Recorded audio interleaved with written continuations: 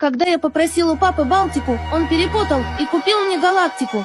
Всем привет, меня зовут Бэт Максбетов, и я являюсь сыном Макса Максбетова. Вчера папа познакомил меня со своим другом Андреем.